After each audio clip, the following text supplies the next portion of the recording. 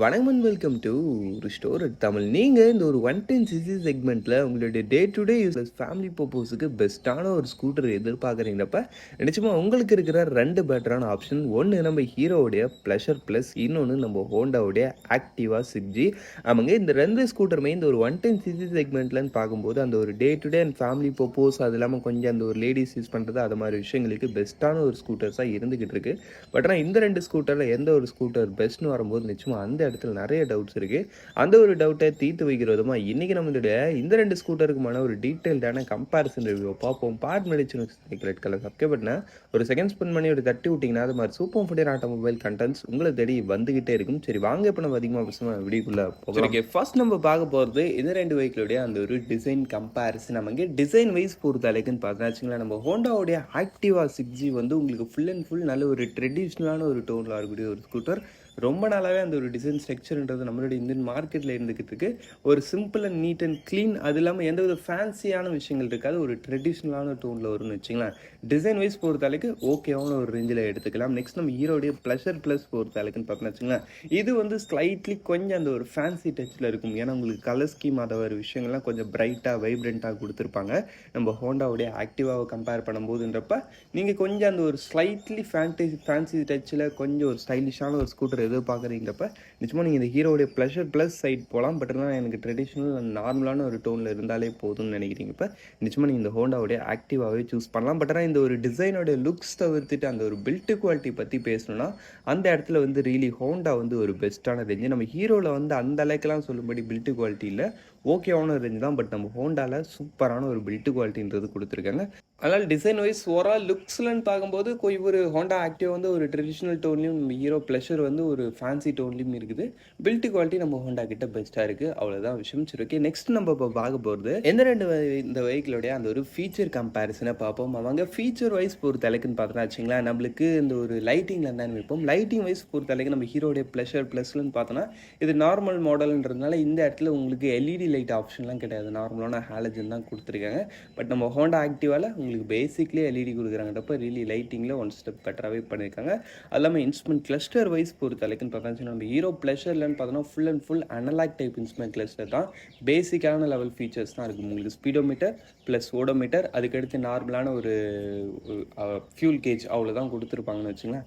ஃபீச்சர்ஸில் ஒன்றும் பெருசாக சொல்லும்படி கிடையாது, ஒரு பட் பேசிக்கான லெவல் ஃபீச்சர்ஸ் போதுமாக இருக்கும். அதுக்கடுத்து நம்ம ஹோண்டாவுடைய ஆக்டிவா பொறுத்த அளவுக்கு இந்த இடத்துல வந்து உங்களுக்கு எக்ஸ்ட்ராடினரியான ஃபீச்சர்ஸ் வந்துருக்கு. டாப் மாடல் வரீங்கப்போ ஒரு ஃபுல்லி டிஜிட்டல் இன்ஸ்ட்ருமெண்ட் கிளஸ்டர், அதில் mobile phone connectivity, GPS navigation, அது இல்லாமல் அந்த இன்ஸ்ட்ருமெண்ட் கிளஸ்டர் வந்து டிஎஃப்டி டைப் இன்ஸ்ட்ருமெண்ட் கிளஸ்டர்ன்ற மாதிரி நிறைய விஷயங்கள் உங்களுக்கு இந்த ஒரு வெஹிக்கிளில் சூப்பராக கொடுத்துருக்காங்க. really ஒரு சூப்பரான ஒரு ஃபீச்சர் செக்மெண்ட்டு இந்த ஒரு வெஹிக்கிள் உங்களுக்கு கொடுத்துருக்கிறது. ஓரளவு ஃபீச்சர்ஸ்னு வரும்போது அந்த இடத்துல நீங்கள் கண்ணை மூட்டு சூஸ் பண்ணலாம். நிச்சயமாக நம்ம ஹோண்டாவுடைய ஆக்டிவா 6 தான் ஒரு பெஸ்ட்டான ரேஞ்சில் இருக்குது. என்னதான் நீங்கள் ஹீரோ ப்ளஷரில் நீங்கள் ஒரு எக்ஸ்டெக் மாடல்னு ஒன்று இருக்குது, அதுக்கே போனாலும் உங்களுக்கு எல்இடி லைட்ஸ் கிடைச்சாலும் இன்ஸ்ட்ருமெண்ட் கிளஸ்டரில் இந்த அளவுக்கான ஃபீச்சர்ஸ்ன்றது கிடைக்காது.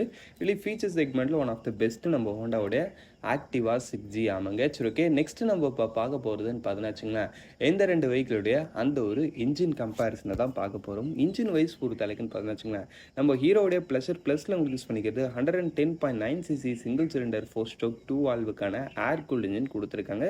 இந்த வெஹிக்கிளுடைய பவர் ஃபிகர் வைஸ் பொறுத்த அளவுக்கு 8 bhp and 8.7 Nm of torque. Top speed உங்களுக்கு 75 km/h வரைக்கும் ரீச் பண்ண முடியுற மாதிரி சொல்கிறாங்க. அதுக்கடுத்து வெஹிக்கிளுடைய மைலேஜ் பொறுத்த அளவுக்கு பர் லிட்டருக்கு 50 km வரைக்கும் தருன்ற மாதிரி சொல்கிறாங்க. நீங்கள் ஒரு டீசென்ட்டான ரைடிங் மெயின்டைன் பண்ணுறீங்கப்ப இதை மாதிரி ஒரு பெட்டரான ஒரு மைலேஜ்ன்றது நீங்கள் இந்த ஒரு வெஹிக்கிள் கிட்டேருந்து எதிர்பார்க்கலாம். அதுக்கடுத்து நம்ம ஹோண்டாவுடைய ஆக்டிவா பொறுத்த அளவுக்குன்னு பார்த்தோன்னா வச்சிங்களேன், இதில் உங்களுக்கு யூஸ் பண்ணிக்கிறது 109.51cc சிங்கிள் சிலிண்டர் 4 ஸ்ட்ரோக் 2 வால்வுக்கான ஏர் கூல்ட் இன்ஜின் கொடுத்துருக்காங்க.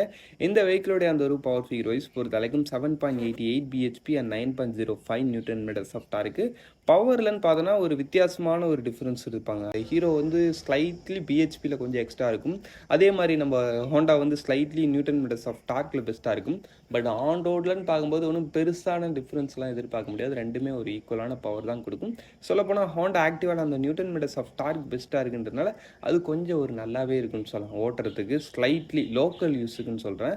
சரி, ஓகே. இந்த வெஹிக்கிளுடைய டாப் ஸ்பீடு 85 km/h. வெஹிக்கிளுடைய மைலேஜ் பொறுத்த அளவுக்குன்னு பார்த்தீங்கன்னா பர் லிட்டருக்கு 47 km வரைக்கும் தருன்ற மாதிரி சொல்கிறாங்க. பட் நீங்கள் ஒரு டீசென்ட்டான ரைடிங் ஸ்டைல் மெயின்டைன் பண்ணுறதுங்கிறப்ப நிச்சயமாக இதை விடையும் இருந்தாலும் கூட கொஞ்சம் பெட்டரான ஒரு மைலேஜ்ன்றது நீங்கள் எதிர்பார்க்கலாம். ஓவரால் இன்ஜின் செக்மெண்ட்லேயும் என்னை பொறுத்தளவுக்கு நான் சஜஸ்ட் பண்ணுற ஒரு வெஹிக்கிள் எதுன்னு கேட்டிங்கன்னா, நிச்சயமாக நம்ம ஹோண்டாவுடைய ஆக்டிவா 6G தான். ஏன்னா பவர் வைஸ் பொறுத்தளவுக்கு நியூட்டன் மீட்டர்ஸ் ஆஃப் டார்க்கில் கொஞ்சம் பெஸ்ட்டாக இருக்குன்றதுனால உங்களுக்கு அந்த ஒரு local use and day to day கமிட்மெண்ட்டில் ஒரு பெஸ்ட்டான பவரை கொடுக்கும்.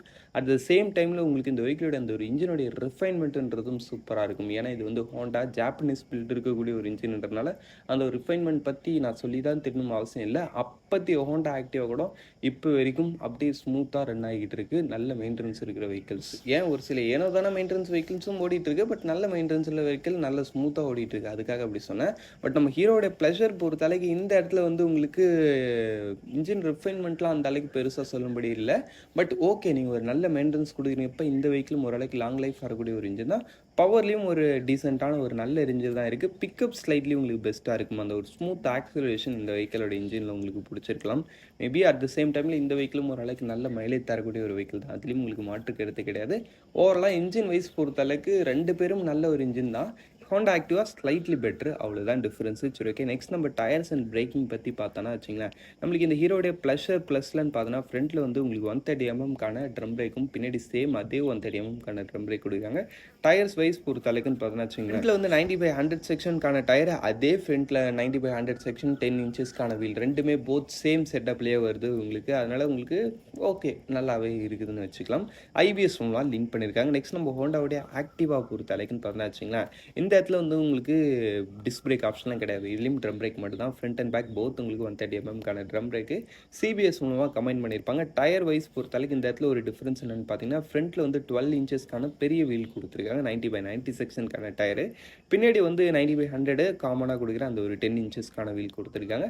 அப்படின்றப்ப மேபி ஸ்லைட்லி கொஞ்சம் அந்த ஒரு ஃப்ரண்ட் பிரேக்கிங்கில் கொஞ்சம் எஃபிஷியன்சி நீங்கள் எதிர்பார்க்கலாம் இந்த ஒரு வெஹிக்கிளில். பட் ஆன் ரோட்டில் எனக்கு தெரிஞ்சு பெருசாக அந்த ஒரு பிரேக்கிங் எஃபிஷியன்சின்றது டிஃப்ரென்ஸ் ஆகாது. ஓகேவான ஒரு ரேஞ்சில் இருக்கும். சரி, ஓகே. வெயிட் டிஃபரன்ஸ் வைஸ் பொறுத்த அளவுக்கு நம்ம ஹீரோடைய Pleasure plus total weight just உங்களுக்கு 104 kg. சீட் இது 765mm. சும்மா சொல்லக்கூடாது. நல்ல ஒரு லோயஸ்டான சீட் ஹைட் ப்ளஸ் நல்ல ஒரு லைட் வெயிட்ன்றப்ப ஓட்டுறதுக்கு ரியலி ஒரு ஈஸியான ரேஞ்சில் தான் உங்களுக்கு இந்த ஒரு வெஹிக்கிள்ன்றது இருக்கும்.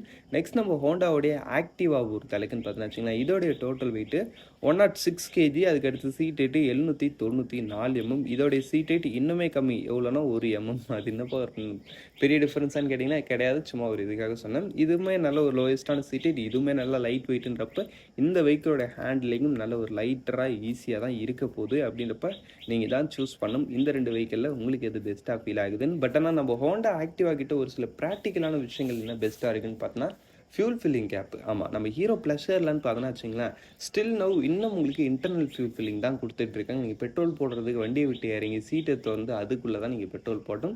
இது வந்து அந்தளவுக்கு ஒரு கன்வீனியண்ட்டான சிஸ்டம் கிடையாது. பட் நம்ம ஹோண்டாவுடைய ஆக்டிவாலன்னு பார்த்தோன்னா உங்களுக்கு எக்ஸ்டர்னல் ஃபியூல் ஃபில்லிங் கொடுத்துருக்காங்க. ஜஸ்ட் நீங்கள் அந்த சாவியை திருகிறது மூலமாக பின்னாடி இருக்க கம்பார்ட்மெண்ட்டை திறந்து, அதுக்குன்னு ஒரு தனி டோர் கொடுத்துருப்பாங்க, அதை திறந்து அது மூலமாக நீங்கள் பெட்ரோல் போட்டு போயிட்டே இருக்கலாம். நீங்கள் சீட்டை திறந்து அதெல்லாம் எதுவும் பண்ணணுன்ற அவசியம் கிடையாது. இது வந்து கொஞ்சம் ஈஸியாக இருக்கும், அதை விட இன்னும் கொஞ்சம் கன்வீனியண்ட்டான ஒரு சிஸ்டம்னு வச்சுக்கோங்களேன். இது மாதிரி ஒரு சில அட்வான்டேஜஸ் இருக்குது. அண்டர் சீட் ஸ்டோரேஜ் அண்ட் ஃபுட்போர்டில் க்ளவுட் பாக்ஸ் அது மாதிரி ஸ்பேஸ்லாம் பொறுத்தளவுக்கு ஒன்றும் பெரிய டிஃப்ரென்ஸ்லாம் கிடையாது. ரெண்டுத்துலையுமே ஆல்மோஸ்ட் ஒரு சிமிலரான 18 லிட்டர்ஸ்க்கான அண்டர் சீட் ஸ்டோரேஜ் தான் வருது. க்ளவுட் பாக்ஸ்லேயும் ஒரு ஓகேவான ஒரு ரேஞ்சில் தான் இருக்குது. சரி, ஓகே. நெக்ஸ்ட் நம்ம இப்போ பார்க்க போகிறதுன்னு பார்த்தோன்னா வச்சுங்களேன், இந்த ரெண்டு வெஹிக்கிளுடைய அந்த ஒரு ஆன் ரோட் ப்ரைஸிங்கை தான் பார்க்க போகிறோம். ஆன் ரோட் ப்ரைஸிங் வைஸ் பொறுத்தளவுக்குன்னு பார்த்தோன்னா வச்சுங்களேன், நம்மளுக்கு இந்த ஹீரோடைய ப்ளஷர் ப்ளஸ்ன்னு பார்த்தோன்னா பேசிக் மாடல் ஜஸ்ட் உங்களுக்கு 84,000லேருந்தே ஸ்டார்டிங் ஆகி டாப் மாடல் உங்களுக்கு 86,000 கிட்ட வரைக்கும் வருது. இருக்கிறதுலே one of the most affordable ப்ரைஸிங்கில் ஒரு ஸ்கூட்டர் எடுக்கணும்னு நினைக்கிறவங்களுக்கு இல்லை இந்த ஹீரோடைய ப்ளஷர் ப்ளஸ்ன்றது ஒரு பெஸ்ட்டான ஆப்ஷன்.